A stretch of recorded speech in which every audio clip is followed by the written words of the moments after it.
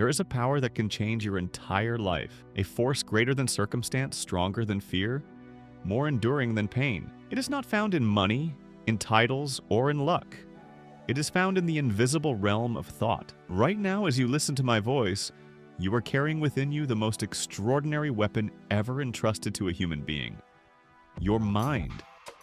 And what you choose to place inside it will either chain you to a life of quiet despair or lift you to heights you once believed were impossible. The great Norman Vincent Peale once said, "Change your thoughts and you change your world." Those were not poetic words to decorate a book cover.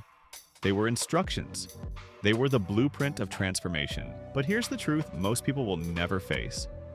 The average person spends more time worrying about problems than creating solutions, more time envying others than building themselves, more time feeding fear than nurturing faith. And then they wonder why life feels heavy, why progress feels distant, why joy slips through their fingers. The power of right thinking begins with this conviction: my thoughts are not small things. They are forces. They are seeds. They are the architects of my destiny. Think of the farmer. He knows that what he sows into the earth will grow. He does not plant thorns and expect roses. He does not scatter weeds and demand wheat. Yet how many people pollute their minds with doubt, anger, envy, and self-pity, then expect peace, prosperity, and success to grow in their lives? It is madness. The soil of the mind works by law, not by accident. If you want greatness, you must plant greatness. If you want wealth, you must plant discipline, creativity, and vision. If you want peace, you must plant gratitude and faith. For as surely as the earth yields what is sown into it, the mind will yield what you plant within it. And here is where the extraordinary secret lies. Right thinking is not simply optimism. It is not pretending that storms do not come. It is the stubborn, unshakable decision that when the storm comes, I will not collapse. I will see through it. I will rise above it. History is filled with examples.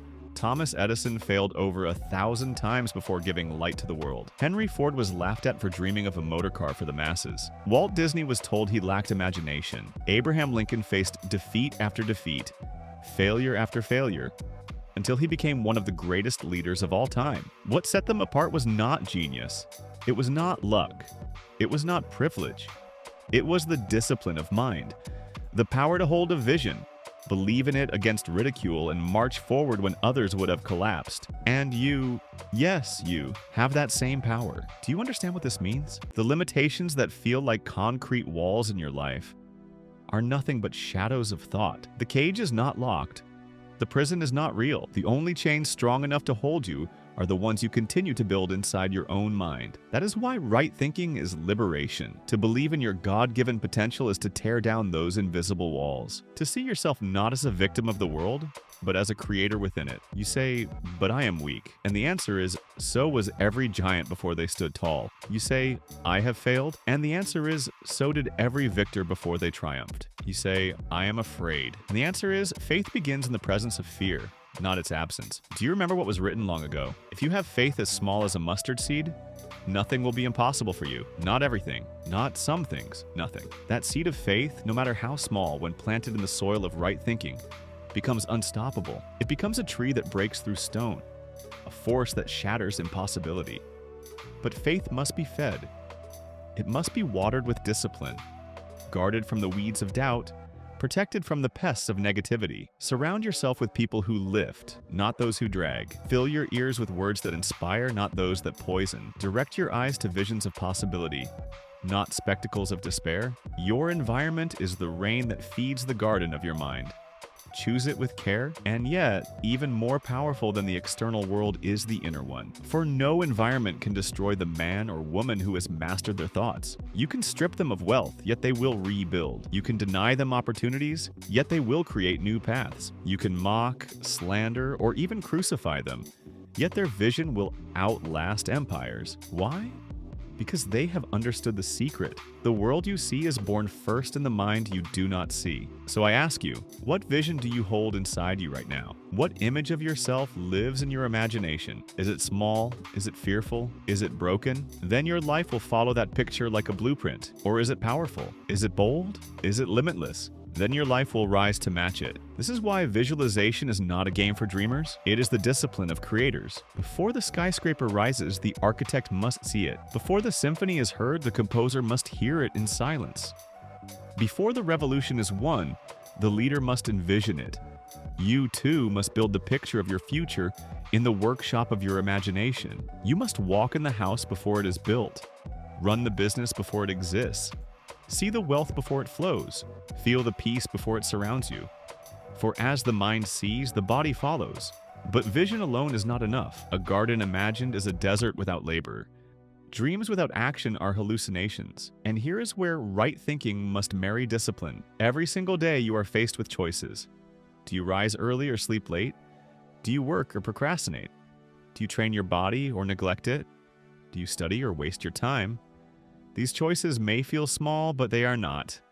They are bricks, and each day you lay another. With patience and consistency, you build either a palace of success or a prison of regret. Discipline is not the enemy of freedom. It is the doorway to it. The man who refuses discipline is chained to mediocrity. The woman who embraces discipline unlocks the gates of destiny. And yet discipline without gratitude is a burden. That is why you must train your mind not only to strive, but to give thanks. To pause and see that life itself is a miracle. That breath is a gift, that even in the struggle there is beauty. Gratitude transforms labor into joy, turns obstacles into teachers, and makes abundance inevitable. Because gratitude is not just a feeling, and it is a magnet. The more you notice what is good, the more good flows into your life. The more you give thanks, the more reasons you are given to give thanks. This is not fantasy, it is law. So here we are. Faith, vision, discipline, gratitude. The cornerstones of right thinking. When they unite, they form a foundation that cannot be shaken. Storms will come, yes, but storms pass. And those who are rooted in right thought, those who know the truth that nothing is impossible to a mindset on faith, emerge not weaker, but stronger, clearer, unstoppable. And you must remember this. The world will always try to sell you fear. It will shout of crisis, of lack, of disaster. It will tell you that you are too small, too late, too unworthy. But you are not here to accept the world's verdict. You are here to write your own. You are not the sum of your fears. You are the product of your faith. Imagine standing on the threshold of a new beginning. All your dreams, hopes, and ambitions are waiting for you, ready to become reality. But there is one question. Do you truly believe it is possible? Norman Vincent Peale, the author of the bestseller The Power of Positive Thinking, believed that our thoughts possess incredible power to shape our lives. He said, "Change your thoughts and you change your world." These are not mere words, guys. They are a call to action. Each of us carries unique potential. Yet without faith in ourselves, without a positive mindset, that potential may remain unrealized. Peale emphasized, happiness depends on the habit of thought you cultivate.